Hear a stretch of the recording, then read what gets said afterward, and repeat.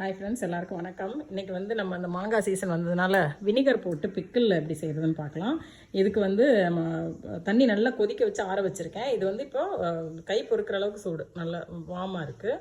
இந்த டைமில் நம்ம வந்து இந்த உப்பு வந்து சேர்த்துக்கலாம். உப்பு கொஞ்சம் கூடவே போட்டுக்கோங்க, ஏன்னா மாங்காய் வந்து 2 மாங்காய் சேர்த்துருக்கேன்.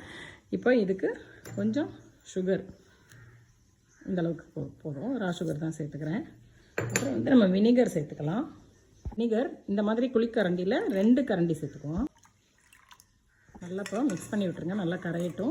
பாருங்கள், இதில் வந்து பச்சை மிளகாய் வந்து ஒரு 5 மிளகாய் இந்த மாதிரி மேலே மாத்திரம் கீறிட்டு இப்படி வச்சுருக்கோம்.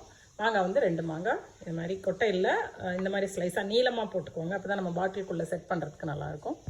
இப்போ இந்த தண்ணி வந்து லைட்டாக டேஸ்ட் பார்த்துக்கோங்க, ஏன்னா உப்பு வந்து கொஞ்சம் கரிக்கிற மாதிரி இருக்கும். அப்போ தான் அது வந்து அந்த பிக்கிள் போடும்போது ரொம்ப நாள் நம்மளுக்கு கெடாமல் இருக்கும்.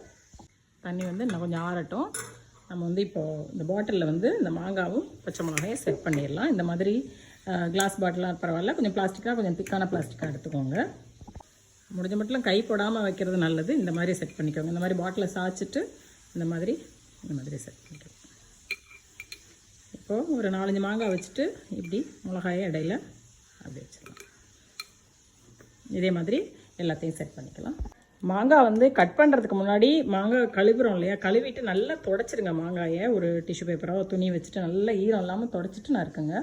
பாருங்கள் எப்படி நல்லா செட் பண்ணியிருக்கோன்னு. இப்போ வந்து இந்த தண்ணி ஆறின தண்ணியை இதில் நம்ம சேர்த்துக்கலாம்.